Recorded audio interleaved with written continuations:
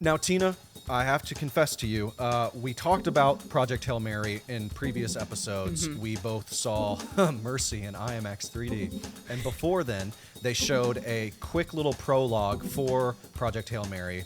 Yeah. And you regaled that the editing seemed rough. And you're like, hey, if this is kind of indicative of how the movie's going, I'm not sure how I'm going to feel. And I said, no, they probably took like the first, 9-10 minutes and then sort of made a snappy cut or whatever just to kind of get people's feelers out on like the first moments of the movie to sort of tease it.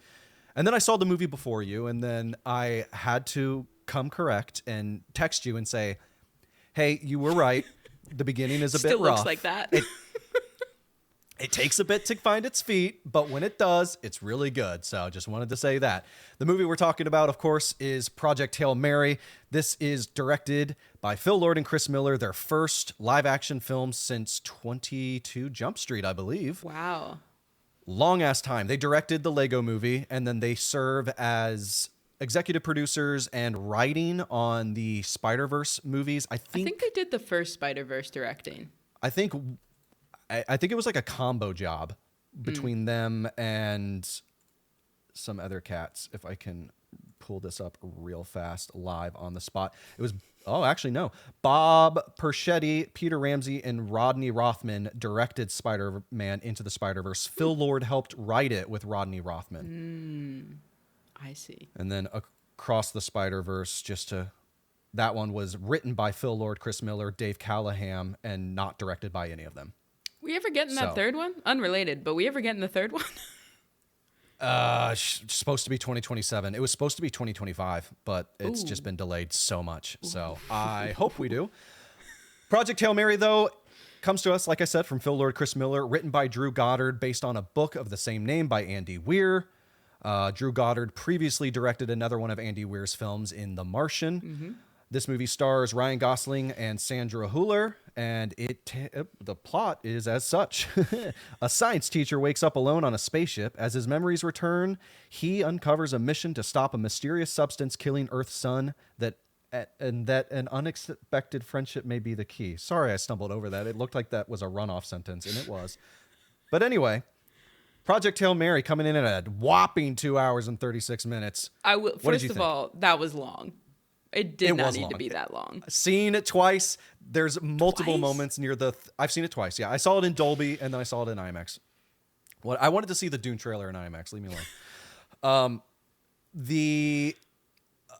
There's multiple moments. I bet you feel the same in the last, 10, 20 minutes of the movie where you're like, and cut.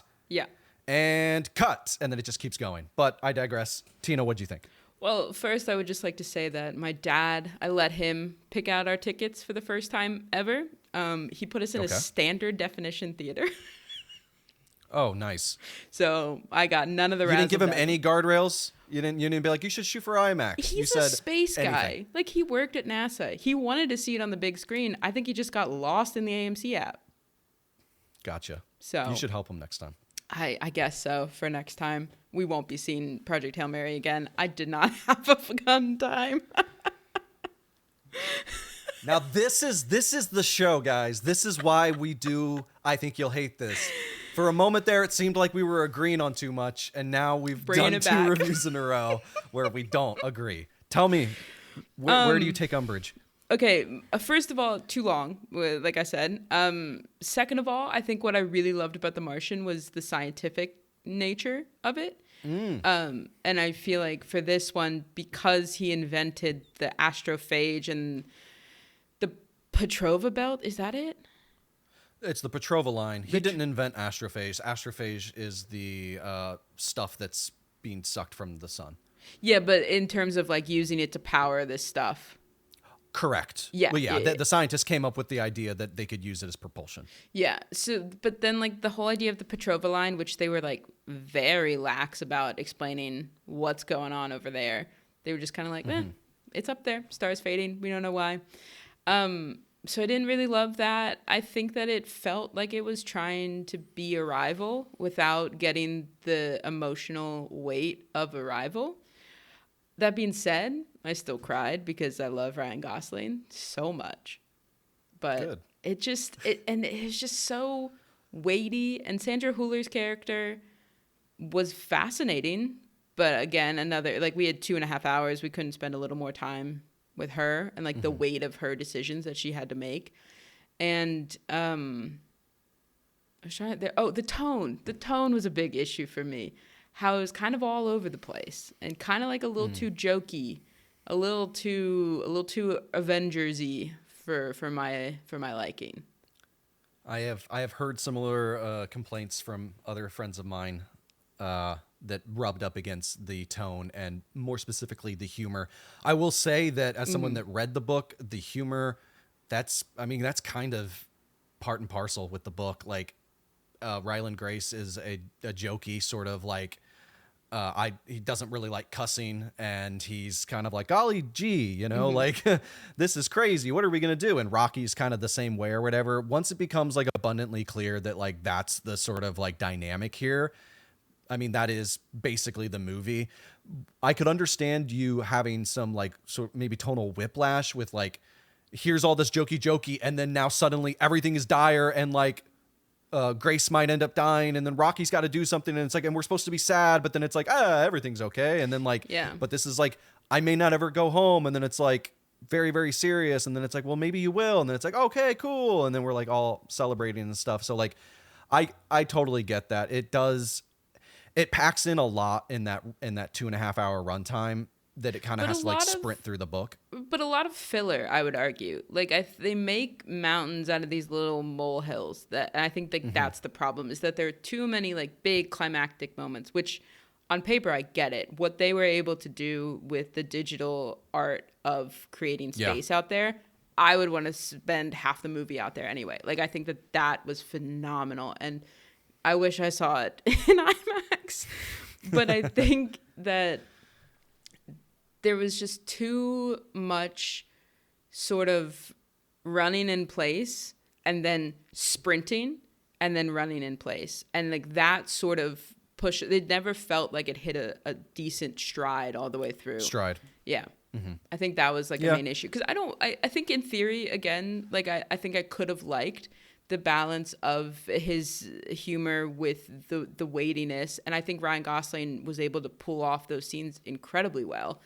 But I think that because it's like that fits and starts sensation, that it never feels like it's a cohesive movie to me. I just felt like I was watching a bunch of scenes with the same character. Scenes stitched together. Yeah. I had a really good time with it. I agree. The length is too long. I think that some of the jokes probably could have been pulled back a little bit. It didn't need to be so sort of rapid fire, Marvel-y, like you said. I was really surprised at like some of the emotional reservations from Ryan Gosling. One of the key standout moments for me is when he is sort of saying goodbye to his fallen crewmates and having that moment where he's like, I'll do my best for you guys. And he's like sending them out into space. I found that the way that he honed that performance and played that scene was like the right amount of like emotionally like aware, but not over the top. It felt reserved. It felt very Ryan Gosling, and it felt true to the character. Yeah. And I was just like really impressed with the emotional vulnerability there and it not being too in your face. The visuals, Incredible. It's a stunning looking movie. The music by Daniel Pemberton is also like really, really fun. I had a really good time with it. I think that it's like one of the more standout science fiction movies we've seen in a while. I think a lot of the hyperbole of like, it's like Interstellar for a new generation. I'm like, no, it isn't. Let's stop trying to compare these two things together. It's like Arrival if we dumbed it down. Yeah, but sorry, that was mean. Like, that was so mean. No. Arrival's like one of my favorite movies ever, and the emotional wallop of that movie and the revelation of what's going on in that movie and the science behind like learning their language and linguistics and all that, super, super engaging and super fascinating. And so like to that end, I can kind of understand like, the aliens are trying to work with us to like help things or whatever. But I mean, they're just two different tonally, they're trying to do two different things. Like I don't watch Arrival to be like entertained, like gadzooks, take me to a movie theater right now. Yeah. Like I go to that movie for separate sort of like emotional catharsis. And It's this one like- is just a rollicking space adventure with a buddy that's a rock, and I think that that's cool. What I will amend to be nicer is it's like if you filtered Arrival through the Marvel universe and you get Project Hail Mary on the other side. Yeah, okay. I'm not against that because there's plenty of good Marvel movies that I enjoy. So it's like, I think it's a done well version of it. Mm-hmm. Does it go a little overboard in some areas? Yeah, for sure. But it has to skate some corners. It has to kind of cut loose in some areas because it's covering a huge book. And I will also say that it does do a lot of like, I'm going to explain the science of this one component real quickly, and then we're just going to move on. Whereas for it's that pacing. For the Martian, it is very much like, well, it is that one character trapped for that whole time, and he doesn't get a buddy to kind of like shoot the shit with and like brainstorm. He has to like do it all himself. And then we cut to people on Earth also trying to use science to figure out a way to get back to him. And there's less of that here because once we depart from Earth and we're in space on the Hail Mary, the only time we cut back to Earth is just like context leading up, and it's less the sciencey of like how we're going to necessarily do this in some respects. It kind of sprints through those things, and then it's constantly just at a certain point, Rocky and Grace hanging out and just having some goofs for a little bit. Yeah, so. And I think the last thing that I'll say on it, I mean, first, it's going to be hard to beat for visual effects come Oscars next year. I think that is... There's no Avatar this year, so... No Avatar this year, and those... We got a chance. Those images were just stunning. But going to what you were saying about science is that I think because I had the expectation of The Martian, I was expecting to kind of have that more science Bill Nye sort of feeling of I'm gonna be entertained, but I'm also gonna be like learning some practical science that I won't retain, but I'll feel good as I'm watching it. And with this one, it was just like Rocky would be like, "Oh, have you tried this?" And then Grace would be like, "Oh, that's it, boop, boop, boop, done." And then there wasn't that sort of like tangible process to enjoy. There is a lot in the book.